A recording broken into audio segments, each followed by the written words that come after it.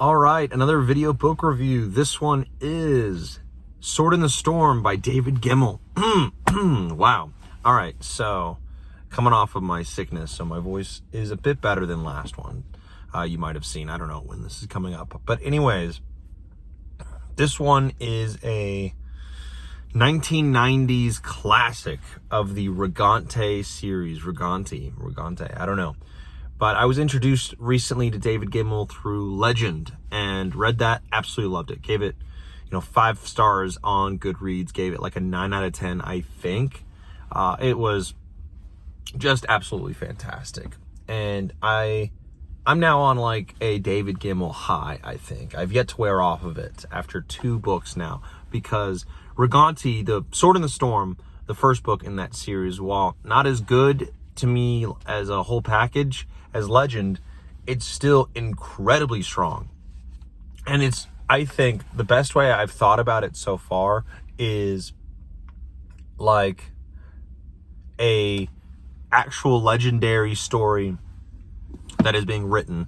Like, it feels almost like Warlord Chronicles in how that time period is and the legendary aspect of it. But instead of like Warlord Chronicles, where it's historical fiction, this one is like, okay, this is the real legend, and legendary things happen and magic happens and all this crazy stuff. This is the story of this just hero, this legend. And if it was just that and all this like cool stuff that's happening and magic and whatever, like, it'd be okay, but it wouldn't be as good as it is, because what David Gemmell does with this character and with this story is he throws in a bunch of not only darkness and dark nature to this. There is a hugely dark nature to the story. Our main character, who is the hero and the legend, he is the one who is a lot of times committing these atrocious things, or bad things are happening. He's making terrible decisions. He's not like a Gary Stu, as they call it, right? Who everything goes, he knows how to do everything, and he's better than everyone, and he's just some Superman in that way.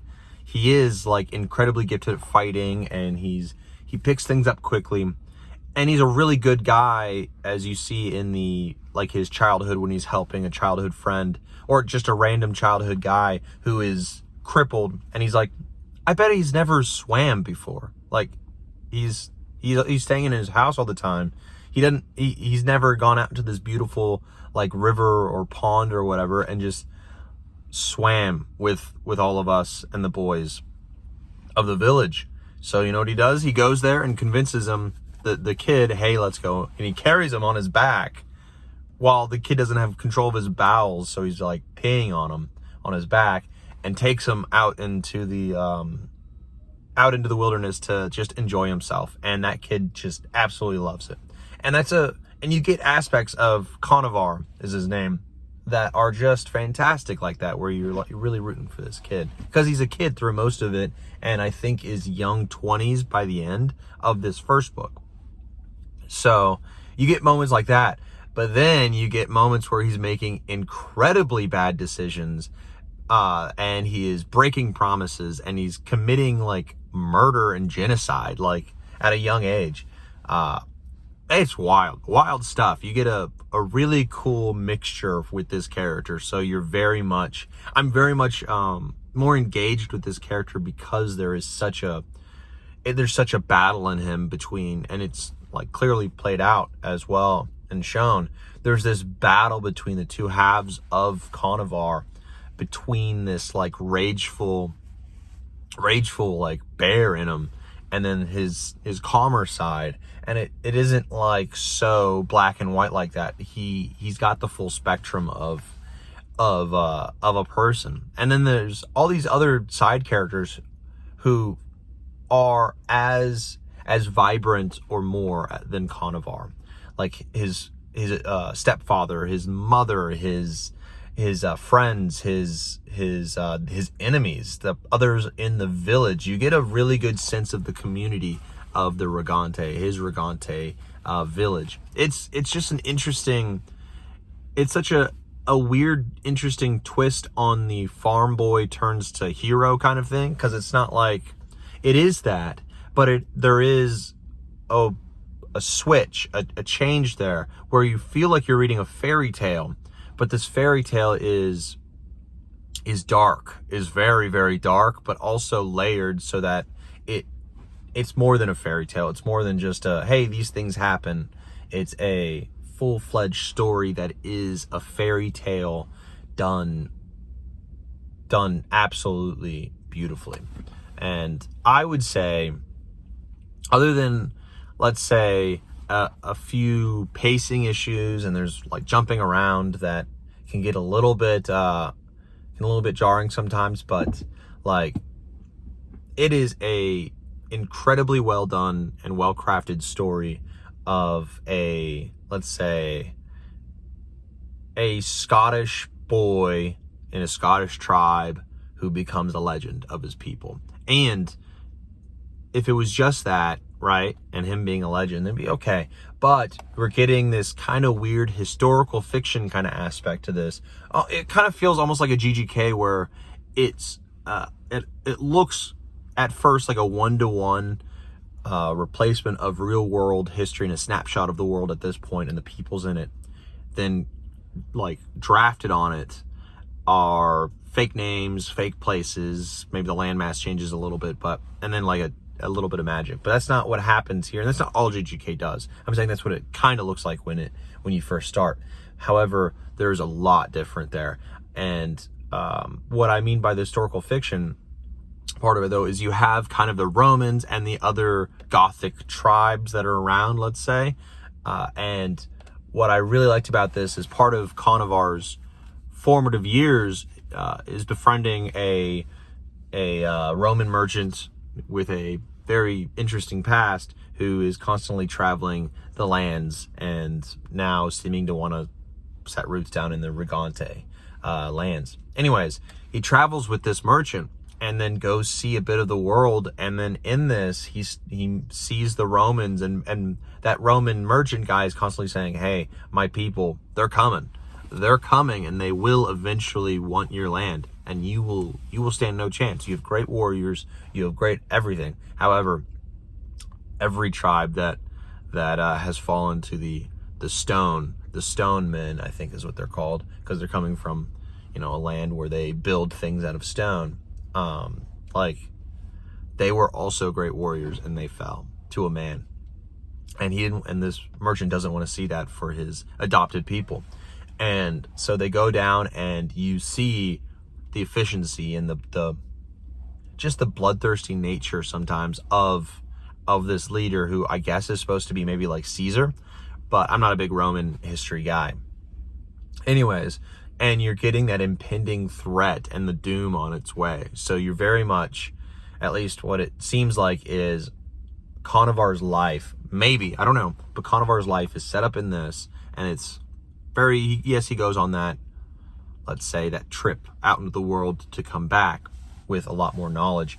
But he's not like, anyway, I'll get there. But you see this impending threat of, all right, yes, there's these inner clan struggles and inner people, tribal struggles, right?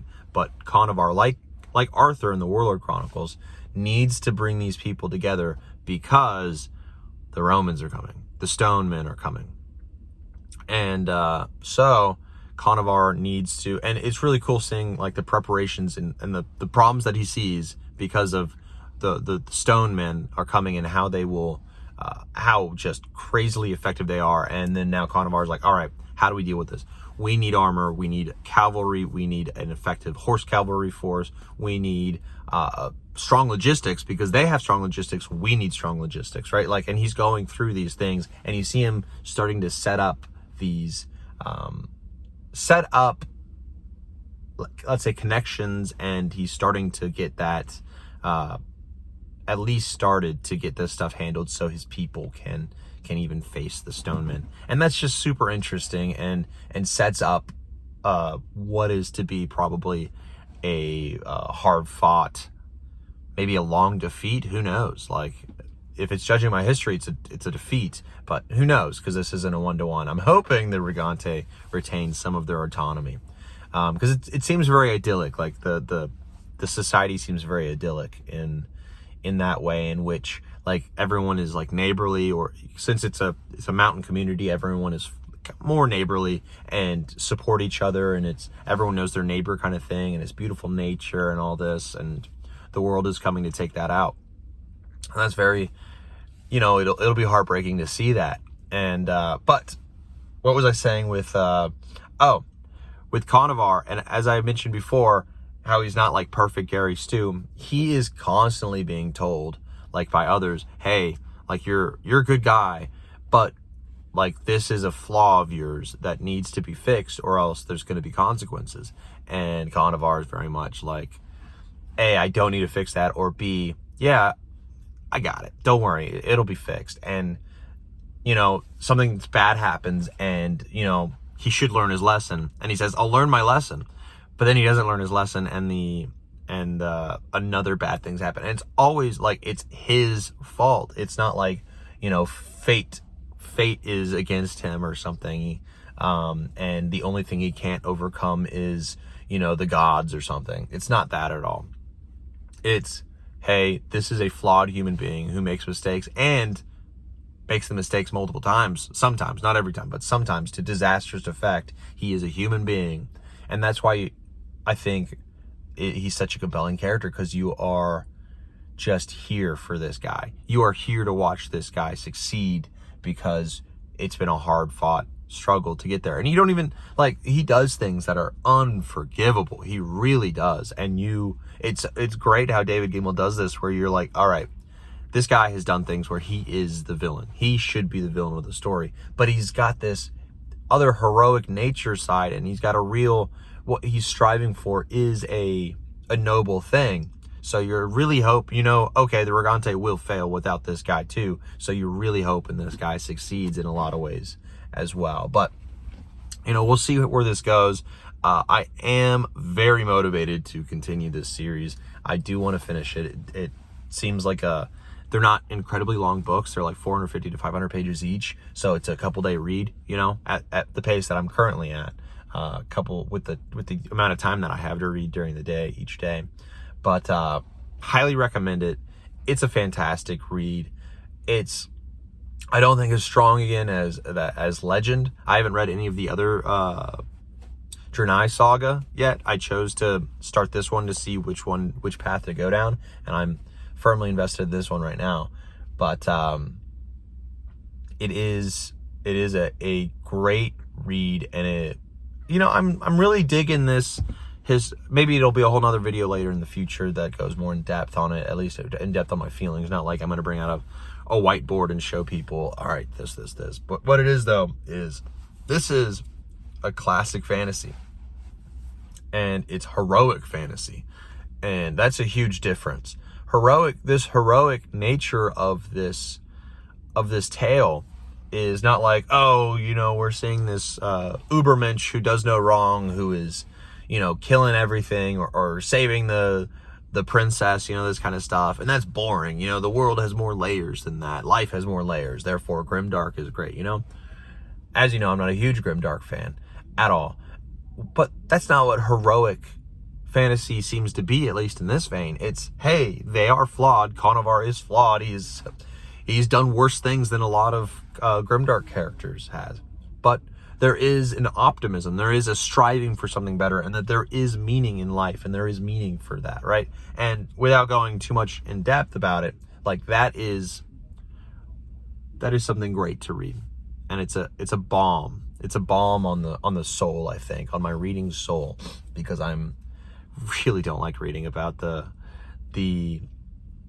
darkness of man, and how that is overwhelming of everything, and that nothing really matters. That's no fun to read, right? This has, as well as as Legend, this constantly has just big paragraphs or just regular quotes of very inspiring or insightful things that I just highlight all the time.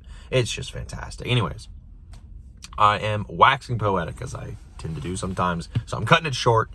Maybe that's I can't wait for the rest of these books, right? If it stays as strong or stronger than this, which a lot of books series typically do, I cannot wait. So not this book, but the next book, I'll be reading the second book. Anyways, on to the next book.